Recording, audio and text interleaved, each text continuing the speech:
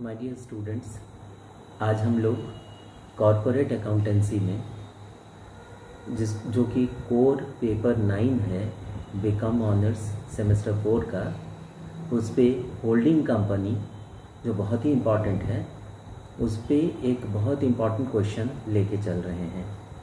My dear students, I am doctor Kumar A.N. Shahdeo, HOD commerce, Marwari college Ranchi, a constituent and autonomous unit of Ranchi University, Ranchi. My dear students, ये question है preparation of consolidated balance sheet. Preparation of consolidated balance sheet का normally question आता है इसमें holding company में। तो अभी चूँकि एग्जामिनेशन सामने है, तो हम लोग पहले वो पोर्शन को कंप्लीट कर लें जिससे कि क्वेश्चंस नॉर्मली आते हैं।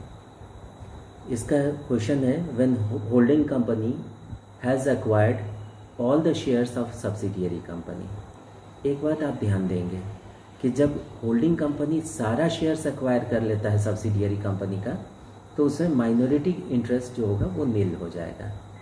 तो ये क्वेश्चन है, holding company acquires all the shares of subsidiary company as on 31 December 2014 at a cost of ₹1,40,000। कब है? 31 दिसंबर 2014, यानी कैलेंडर ईयर एंड में। The balance sheet of both the companies as on 31 March 2015 are as follows. इसको दिखा दो। Question है balance sheets. ये है पहला, equity and liabilities. Equity and liabilities में पॉइंट नंबर 1 है share holders funds. Shares of ₹10 each. यहाँ है 2 लाख, यहाँ है 1 लाख। होल्डिंग कंपनी का 2 लाख शेयर्स है टोटल, और सब्सिडियरी कंपनी का है 1 लाख। रिजर्व फंड 1 अप्रैल 2014 को 30,000 और 16,000। स्टेटमेंट ऑफ प्रॉफिट, जिसको कि आप नेट प्रॉफिट बोल सकते हैं, 40,000, 20,000।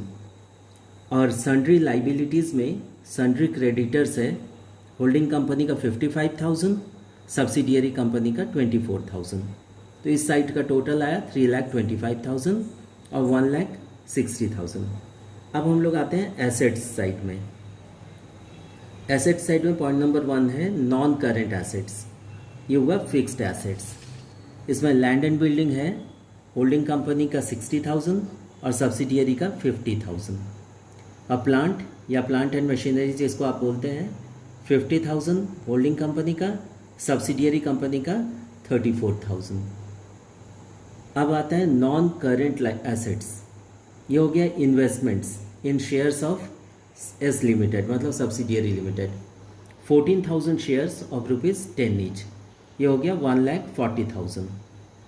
सेकेंड हुआ करेंट एसेट्स। ये हो गया स्टॉक 30,000 और 25,000। डेटर्स, होल्डिंग कंपनी का 40, सब्सिडियरी का 35,000। स्टॉक, होल्डिंग कंपनी का 5, सब्सिडियरी का 16,000। तो इधर भी आ गया 3,25,000 और 1,60,000। अब आता है prepare consolidated balance sheet, that profit has been earned by S limited on an uniform basis throughout the year. Now अब आंसर में आ रहे हैं हम लोग। रेशियो हो गया 1:40। 1 क्यों? क्योंकि यहाँ है कि क्वेश्चन में ही दिया हुआ है holding company has acquired all the shares of subsidiary company. अगर सब शेयर्स एक्वायर कर लिया है तो जाहिर है कि 100% शेयर्स होल्डिंग कंपनी के पास है, और जो माइनॉरिटी इंटरेस्ट उसमें कुछ भी नहीं है, इसीलिए 1:0 का रेशियो बना। और हम लोग इसको बोल सकते हैं 100:0 या नील। 100% इधर हो गया होल्डिंग कंपनी का, और इसका कुछ भी नहीं है, 0% हो गया सर। अब second point, current year's profit. Current year's profit यहाँ दे रहा है 20,000, तो ये हम लोग ले लेंगे। 20,000 करेंट ईयर्स प्रॉफिट हुआ। कैपिटल प्रॉफिट, रिजर्व है, रिजर्व फंड है 16,000 और part of current year's profit, that is pre acquisition profit. या profit for pre acquisition period जो होता है from 1 April to 31 December, that is 20,000 total है। यहाँ आप देखें करंट ईयर्स प्रॉफिट इंटू 9/12 या 3/4, ये हो गया 15,000। तो ये दोनों को रिजर्व फंड को और profit for pre acquisition period को अगर हम लोग ले लेते हैं तो ये बन गया 31,000, that is your capital profit. ये इस साल का कैपिटल, ये बिजनेस का कैपिटल प्रॉफिट हुआ। अब हम लोग आते हैं रेवेन्यू प्रॉफिट में। तो रेवेन्यू प्रॉफिट हुआ part of current year's profit from 1 January 2015 to 31 March 2015। तो टोटल था 20,000 इंटू 3/4 या 3/12 और 20,000 इंटू 1/4 इज इक्वल टू 5,000। ये हो गया इस साल का रेवेन्यू प्रॉफिट। अब है कि इसमें हम लोग का गुडविल हुआ कि कैपिटल रिजर्व हुआ, किसका क्या फॉर्मेशन हुआ इस ट्रांजैक्शन से। तो यहाँ गुडविल या कैपिटल रिजर्व, तो कॉस्ट ऑफ कैपिटल या इन्वेस्टमेंट जो है वह है 1,40,000। कहाँ से आया? यहाँ बोलता है शुरू में ही कि holding company acquires all the shares of subsidiary company as on 31 December 2014 at a cost of rupees 1,40,000। तो ये हो गया कॉस्ट ऑफ कैपिटल या कॉस्ट ऑफ इन्वेस्टमेंट। तो कॉस्ट ऑफ कैपिटल है होल्डिंग कंपनी का 1,40,000 और इसको मिला है face value of shares 1 lakh. यहाँ आप क्वेश्चन में देखें सब्सिडियरी कंपनी का शेयर्स था 1 लाख, तो ये face value of shares 1 lakh हो गया।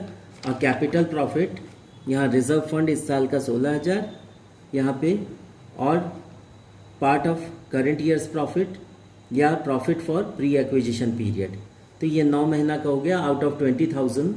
ये जो statement of profit and loss था इस बार का नेट प्रॉफिट जो था आउट ऑफ 20,000 9 मंथ्स का, ये हो गया 15,000। ये दोनों को मिला देने से कैपिटल प्रॉफिट हुआ 31,000।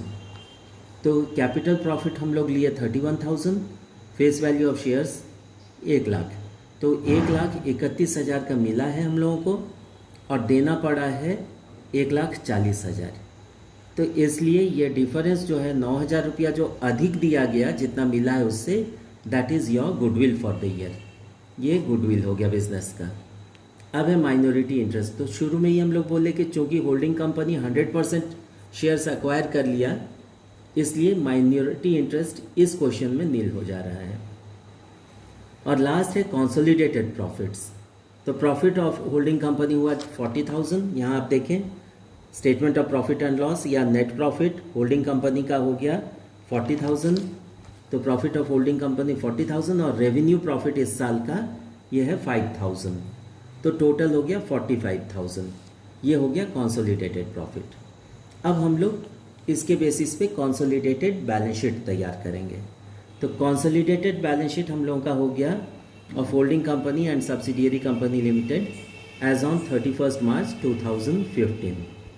तो यहाँ है पहला है इक्विटी एंड लाइबिलिटीज़।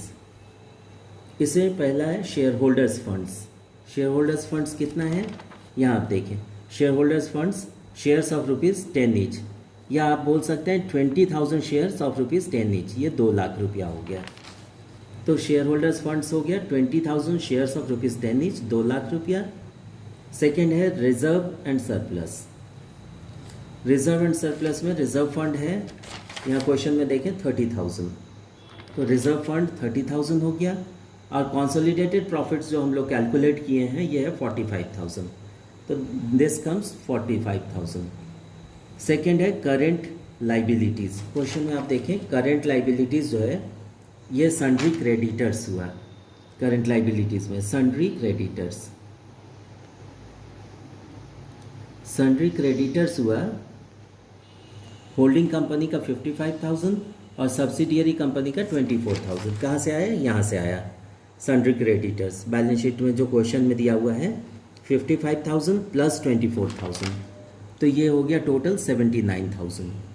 तो अब इस साइड का यानी इक्विटी एंड लाइबिलिटीज साइड का टोटल आ गया 3,54,000।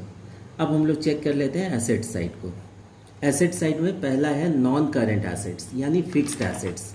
जो टेंजिबल एसेट्स थे क्वेश्चन में, फिक्स्ड एसेट्स, ये आप देखें लैंड एंड बिल्डिंग, ये 60,000 है होल्डिंग कंपनी का और 50,000 है सब्सिडियरी कंपनी का। अगर दोनों को हम लोग ऐड कर देते हैं तो आता है 1,10,000 रुपया। तो लैंड एंड बिल्डिंग यहाँ आप देखें 1,10,000 रुपया। और दूसरा टेंजिबल एसेट जो है वो है प्लांट या प्लांट एंड मशीनरी, जो भी आप कहें। होल्डिंग कंपनी का है 50,000, सब्सिडियरी कंपनी का है 34,000। दैट कम्स टू 84,000, 84,000 हुआ ये प्लांट 84,000। इसके बाद आते हैं इनटेंजिबल एसेट्स में। तो इनटेंजिबल एसेट्स हम लोगों ने कैलकुलेट किया है कि गुडविल है 9,000 रुपीज़ का। यहाँ आपने किया है गुडविल 9,000 रुपीज़। तो फिक्स्ड एसेट्स में इनटेंजिबल एसेट्स गुडविल हो गया 9,000 रुपीज़। अब आते हैं करेंट एसेट्स में। फिक्स्ड एसेट्स निकाल लिए, इसके बाद करेंट एसेट्स।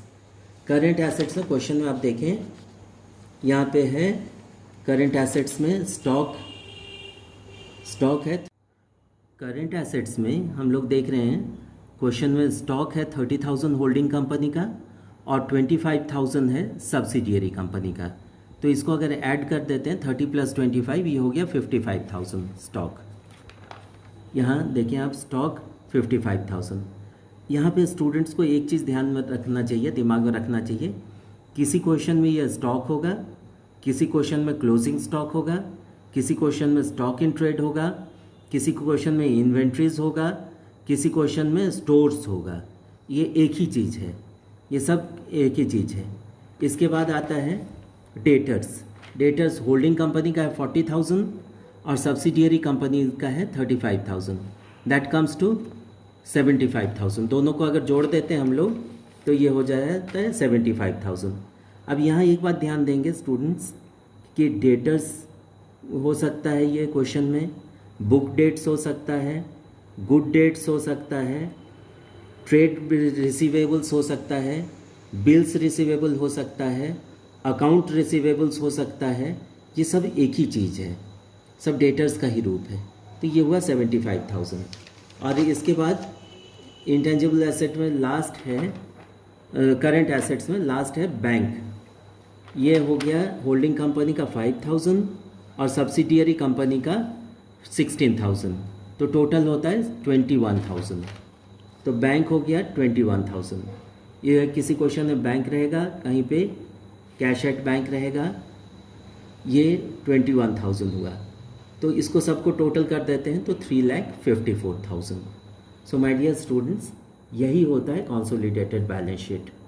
और इसका अगर आप प्रॉपर वे में वर्कआउट कर ले रहे हैं, एकदम कूल हेडेडली वर्कआउट कर ले रहे हैं, तो कहीं पे भी प्रॉब्लम नहीं होता है। Thank you very much and all the best.